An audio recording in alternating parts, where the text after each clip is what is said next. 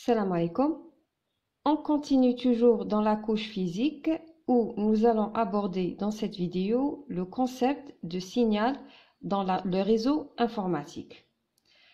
La donnée binaire est véhiculée sur le support de transmission sous forme de signal ondulatoire, résultant de la propagation d'un phénomène vibratoire. Trois types d'ondes existent.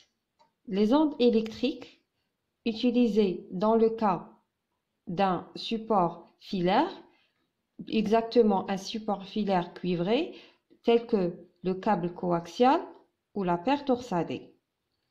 Les ondes radio dans le cas d'un réseau hertzien ou satellite, et les ondes lumineuses dans le cas de la fibre optique ou de l'infrarouge.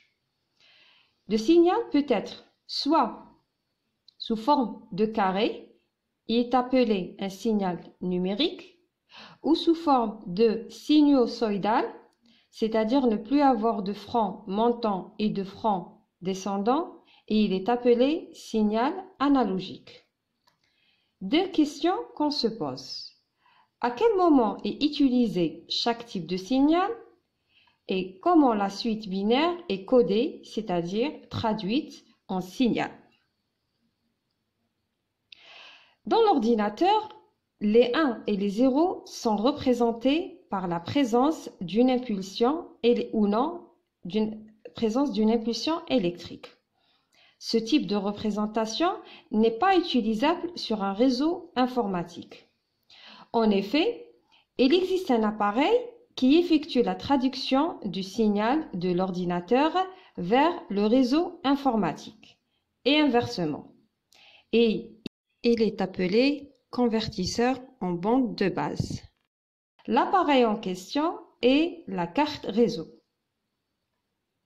Le convertisseur ou décodeur, ou plutôt codeur en bande de base, transforme les bits de données en un signal numérique ou vous pouvez trouver sous la nomination signal digital.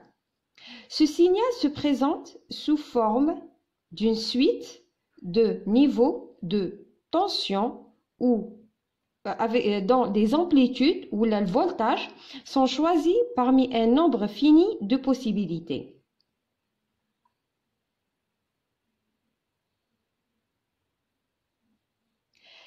L'inconvénient de cette méthode est l'atténuation ou l'affaiblissement du signal sur une grande distance.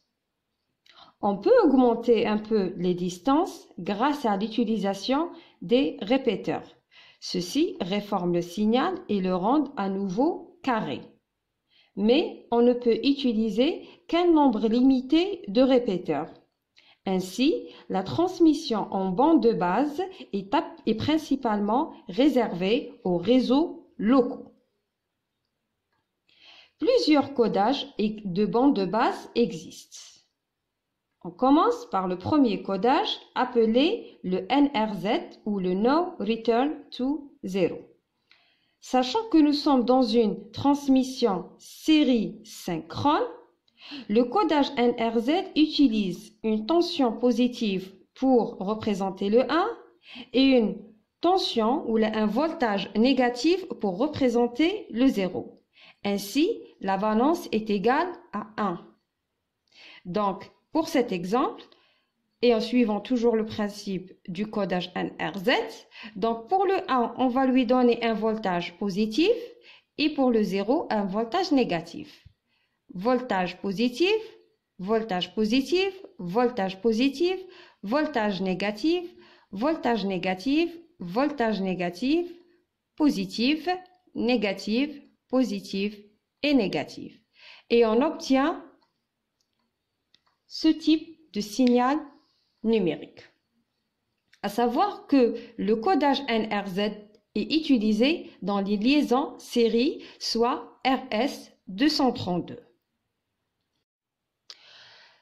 On remarque que dans un signal numérique codé suivant la méthode NRZ, qu'une suite de 1 ou une suite de 0 va donner un niveau de voltage constant.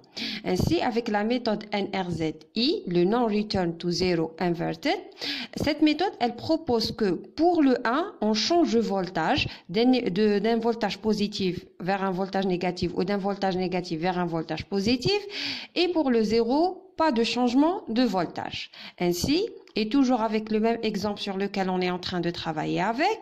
Donc, on va supposer qu'à cet instant T, le 1, il est codé avec le voltage positif. Donc, suivant ce principe-là, pour le 0, ce ne sera pas de changement de voltage, donc voltage positif. Après, pour le 1 qui va suivre, ce sera un voltage négatif. Par la suite, le 1, ce sera un voltage positif.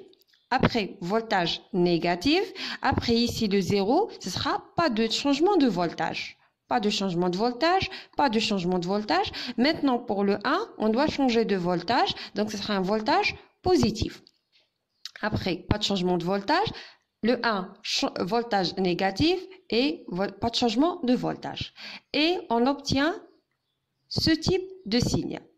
Alors, le codage NRZI, il est utilisé dans les connexions USB. Alors, maintenant, passons à un troisième type de codage, c'est le codage MLT3. Alors, le MLT3 propose, est-ce que le 1, à un instant T, peut prendre un des trois voltages, voltage positif, voltage nul ou voltage négatif. Et pour le 0, pas de changement de voltage. Donc, avec le même exemple, on va supposer qu'au niveau un instant T, le 1 va prendre le voltage positif.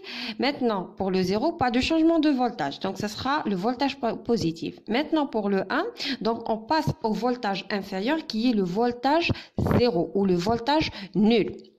Il faut savoir que lorsqu'on change de voltage, on change de voltage de manière, on va dire, dégradée. C'est-à-dire du voltage positif vers le voltage nul, vers le voltage négatif, ou du voltage négatif vers le voltage nul après le voltage positif. Donc maintenant, pour le 1, ce sera un voltage négatif. Le 1 qui va suivre, ce sera un voltage nul. Le 0, pas de changement de voltage, pas de changement de voltage, pas de changement de voltage.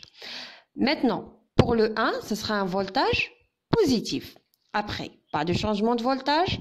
Après, changement de voltage sera un voltage nul. Et après, pas de changement de voltage. Alors, avec le MLT3 et le NRZI, on a supposé qu'à un instant T, le premier bit, le 1, on commençait avec le voltage positif. Il est possible de commencer avec un voltage négatif, ou par exemple dans le MLT3, de commencer avec le voltage nul. Mais il faut savoir que lorsqu'on commence avec un niveau de voltage différent que par rapport à ce qu'on a présenté maintenant, la forme du signal, elle va complètement changer.